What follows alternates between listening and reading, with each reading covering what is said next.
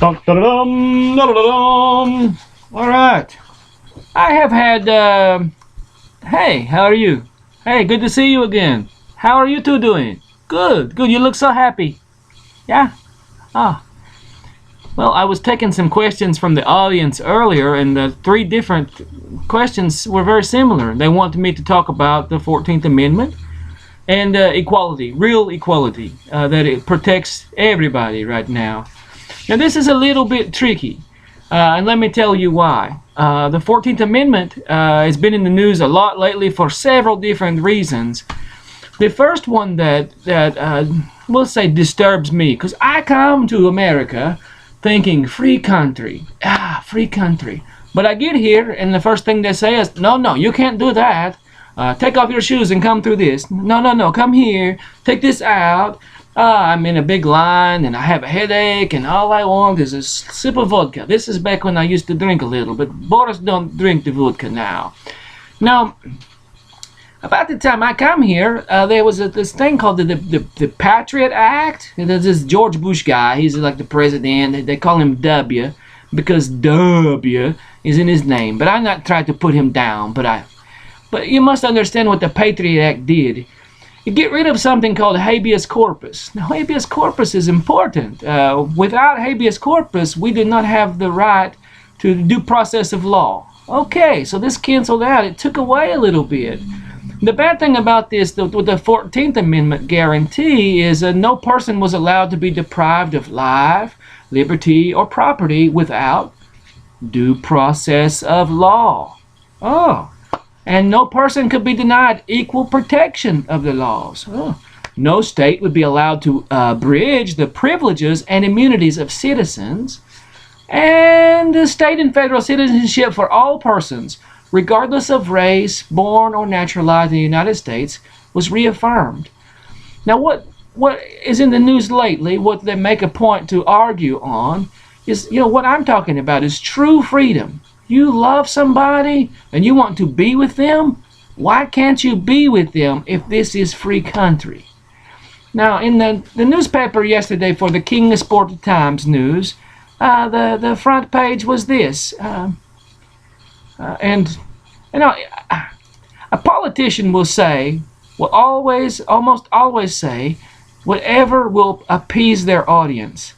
Now, this may come as a shock. J.S. Moore running for a state representative. He's more like walking because the newspaper won't say he's running or he's even a candidate. But anyway, this is the headline from yesterday's paper. Court denies gay marriage appeals. Okay. What that means is now, about 30 states, it will be effectively legal that same-sex marriage is okay. Okay? Now I want you to ask yourself, why is that a bad thing? And then I want to ask you, why is it a good thing? Okay? If this is going to offend you, just turn the video off, okay? But you ask me what I think, and I'm going to tell you what I think. I come to America for freedom. I love women. Love women. Everybody knows Boris loved the women. But if I come here, someone else, and I wanted to love a man, why could I not if this is a free country? There are so many things, even in this state, Tennessee. Okay, in 1909, during the temperance movement, Tennessee was the first state to ban the buying, selling, producing of alcohol. Did you know that? And then it was 9 years later that the Noble experiment took place at the federal level. They banned alcohol for roughly 14 years. It's kind of the Noble experiment. And this made Al Capone rich, many people rich. In this area, the big bootlegger, the biggest name probably in Kingsport would have been Zeke Clique, because Sullivan County actually was dry until the 1970s. But Zeke Clique was murdered in 1951. J.S. wrote about it in his book. But anyway, free country, but there's so many restrictions. I did not know this because Russian history is about Russia. American history is not touched upon so much. We had the Cold War, and everybody's just freezing during the Cold War. I don't know what it's like here. Are you cold? But the 14th Amendment also protect me. Well, I come here, yeah, I'm looking for the green card. This is kind of the sign. Someone said, go to Greenville, they'll give you a green card. They didn't give me nothing. I'm still looking, but they may send me away. I don't know. But I come here because of freedom.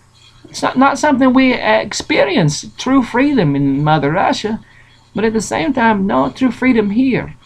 Now, someone go to church, say, but in the Bible, in Deuteronomy and Leviticus, okay. Well, what about in Jeremiah when it talk about the new covenant, what the new covenant would do?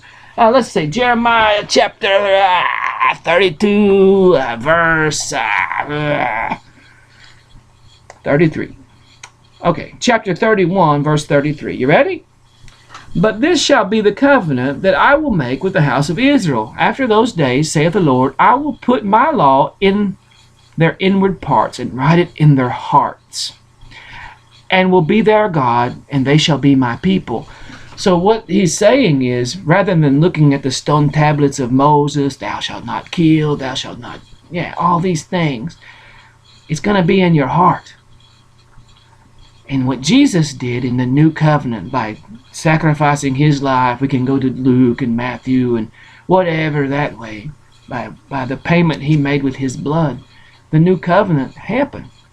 And Jesus' message was not hate. Jesus' message was nothing but love. His arms are outstretched. It is not an exclusionary tale. He welcomes everybody who will accept him. So you're going to church and you're still talking about Leviticus and Deuteronomy and the old law.